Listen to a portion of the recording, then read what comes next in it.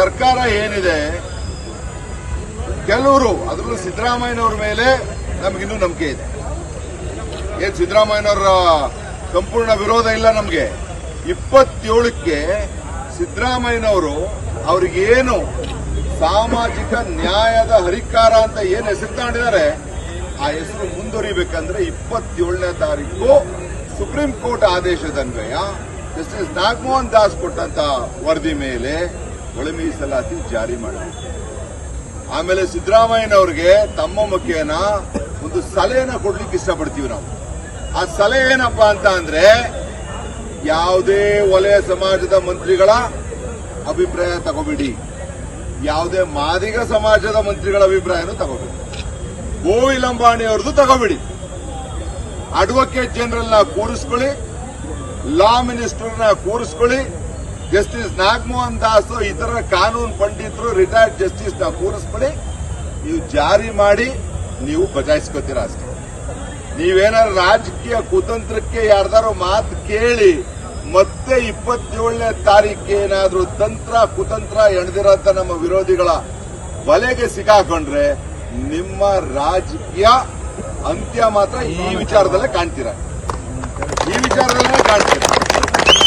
ಜೊತೆಗೆ ಮೊನ್ನೆ ನೋಡಿದೆ ನಾನು ಒಂದು ಇಂಟರ್ವ್ಯೂನ, ಗೃಹ ಸಚಿವರು ಆದಂತ ಪರಮೇಶ್ವರ್ ಅವರು ಹೇಳಿದ್ದಾರೆ, ಚುನಾವಣೆ ಕೋಡ್ ಆಫ್ ಕಾಂಡಕ್ಟ್ ಜಾರಿಲಿದೆ, ಅದೆಲ್ಲ ಅಭಿಪ್ರಾಯನ ತಗೋತೀವಿ ಎಲೆಕ್ಷನ್ ಕಮಿಷನ್ ಇಂದ ಅಂತ. ಪರಮೇಶ್ವರ್ ಅವರೇ, ಹೋದ್ಸರಿ ಕ್ಯಾಬಿನೆಟ್ ನಲ್ಲೂ ನಿಮ್ದು ನಾವು ಮಾತು ಕೇಳಿದ್ವಿ, ಬಹಳ ಸೆನ್ಸಿಟಿವ್ ಮ್ಯಾಟರ್ ಕೋರ್ಟ್ ಅಲ್ಲಿದೆ, ಹಾಗಾಗಿ ಒಳ ಮೀಸಲಾತಿ ಜಾರಿ ಮಾಡಕ್ ಬರಲ್ಲ. 56,432 ಹುದ್ದೆಗೆ ಅಂತ ಮುಂದೆ ತಳ್ಕೊಂಡು ಹೋಗಿದ್ರಿ, ಅದನ್ನ ಹಿಡಿದ್ವಿ ನಾವು. ನಿಮ್ಮ ಕ್ರಿಮಿನಲ್ ಕಾನ್ಸ್ಪಿರಸಿ ಮಾಡದಂತ ಕೆಲಸನ ವಕೀಲರ ತಂಡ ಎಲ್ಲರ ಸಹಕಾರದಿಂದ ಹಿಡಿದು ತಿರ್ಗಾ 56,432 ಹುದ್ದೆಗಳಿಗೆ ಒಳ ಮೀಸಲಾತಿ ಜಾರಿ ಮಾಡಿ ಅಂತ ಹೈಕೋರ್ಟ್ ಹೇಳಿದೆ, ನಿಮ್ ಕ್ಯಾಬಿನೆಟ್ ನೋಟ್ ಹೇಳಿದೆ. ಆದ್ರೆ ನಿಮ್ ರಣದೀಪ್ ಏನ್ ಸಸ್ಪೆಂಡ್ ಆಗಿದಲ್ಲ, ರಣದೀಪ್ DPR ಸೆಕ್ರೆಟರಿ, ಅವರು ಕುತಂತ್ರ ಅಂತ ಹೇಳಿದ್ವಿ. ಸಂತೋಷ, ನೀವು ಅದೆಲ್ಲ ಪರಿಗಣಿಸಿ ಮತ್ತೆ 56,432 ಹುದ್ದೆನಲ್ಲಿ ಒಳ ಮೀಸಲಾತಿ ಜಾರಿ ಮಾಡದಂತ ಒಂದು ನಿರ್ಧಾರನ 27 ತಗೋತಾ ಇದ್ದೀರಾ ಅಂತ. ಇದ್ರಲ್ಲಿ ಒಂದು ವಿಚಾರ ಏನ್ ಸ್ಪಷ್ಟ ಆಯ್ತು, ಪರಮೇಶ್ವರ್ ಅವರು ಹೇಳಿದಂಥದ್ದು, ಜೂನಿಯರ್ ಖರ್ಗೆ ಅವರು ಹೇಳಿದಂಥದ್ದು, HC ಮಾದೇವಪ್ಪ ಅಂತ ಬಿಡಿ, ಈ ಮಾದಿಗ ಸಮಾಜದ ನಂಬರ್ 1 ವೈರಿ ಅಂತ ಹಿಂದೆನೂ ಹೇಳಿದೀವಿ, ಇವತ್ತು ಹೇಳಿದ್ವಿ, ಮುಂದೆನೂ ಹೇಳ್ತೀವಿ.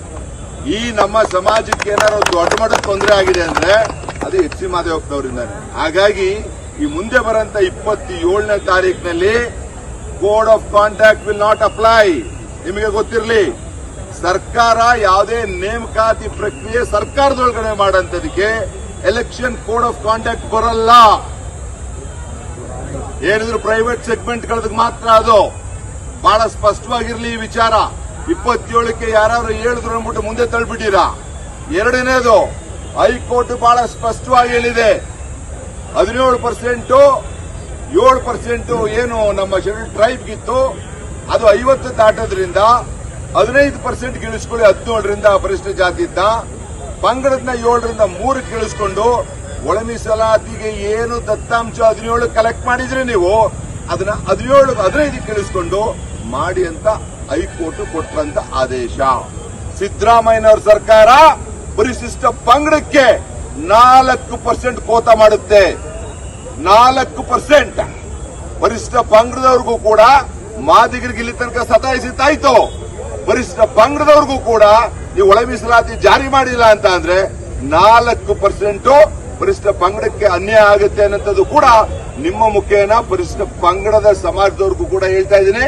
ಮುಂದೆ ಮಾದಿಗರು ಮತ್ತು ಪರಿಶಿಷ್ಟ ಪಂಗಡದವರು ಸೇರ್ಕೊಂಡು ಈ ಸರ್ಕಾರದ ವಿರುದ್ಧ ಹೋರಾಟ ನಡೆಸಬೇಕಾಗುತ್ತೆ ಅಂತ ಎಚ್ಚರಿಕೆಯನ್ನು ಕೊಡ್ತಾ 27ನೇ ತಾರೀಕು ಒಳ ಮೀಸಲಾತಿ ಜಾರಿ ಮಾಡಲಿಕ್ಕೆ ಯಾವುದೇ ತರದ ಕಾನೂನಿನ ಅಡಕು ಇಲ್ಲ ಅಂತ ಹೇಳ್ತಾ ನಿಮ್ಮೆಲ್ರಿಗೂ ಒಂದ್ಸಿ ನನ್ನ ಮಾತನ್ನ ಮುಗಿಸ್ತೀನಿ. ಜೊತೆಗೆ ಸ್ವಾಮೀಜಿಯವರ ಏನು ಪಾದಯಾತ್ರೆ ಇದೆ, ಇದು ಸಾಂಕೇತಿಕವಾಗಿ ಧಾರ್ಮಿಕವಾಗಿ ಎಚ್ಚರಿಸ್ತಾ ಇದ್ದಾರೆ. ನಾವು ನಮ್ಮ ಫೇಸ್ಬುಕ್ ವಾಲ್ಗಳನ್ನೆಲ್ಲ ಹೇಳ್ತಾ ಇದ್ದೀವಿ, ಸ್ವಾಮೀಜಿಯವ್ರ ಕೈ ಜೋಡಿಸಬೇಕಂತ ಎಲ್ಲ ರೆಡಿ ಆಗ್ತಾ ಇದ್ದಾರೆ.